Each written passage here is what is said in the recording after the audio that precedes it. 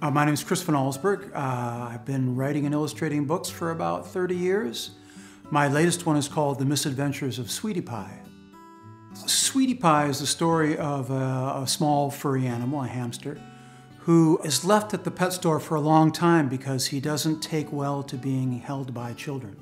So he's been a little difficult when kids pick him up, but finally he's left alone in that cage because all the other hamsters have been taken away. And so he realizes he may as well leave too. So he's chosen by a little girl, and that little girl takes him home.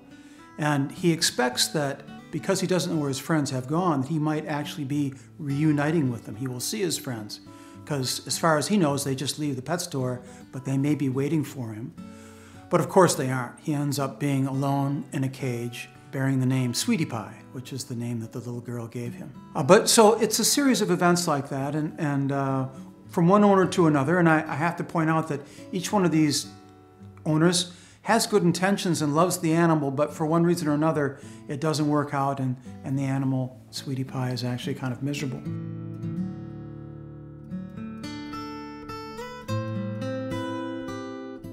This is the point in the story where the young girl finally gets to bring Sweetie Pie home, and you can just see a little bit of her smile on her nose here, and she's gripping Sweetie Pie because she loves him so much, but she's perhaps not sensitive to how it feels to be loved so much by a tiny fur animal. So he's kind of disturbed by that.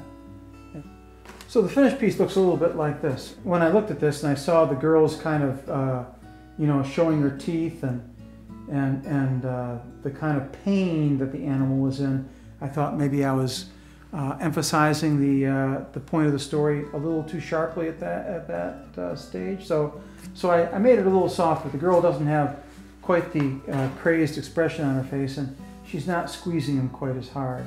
So it's a slightly more gentle picture.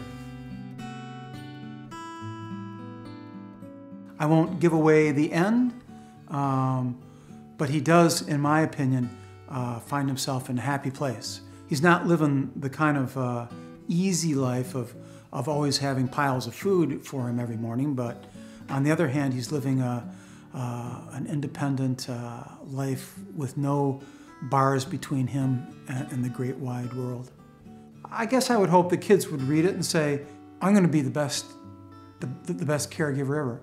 I'm going to get a cage, and it's going to have a door on it. It's going to go outside to a cage that's as big as the backyard, and it's going to be like a zoo. And that animal's never even going to know he's in a cage, and it'll be great. So if I could create that kind of ambition in a child when they want to get the little animal, then that would be a success.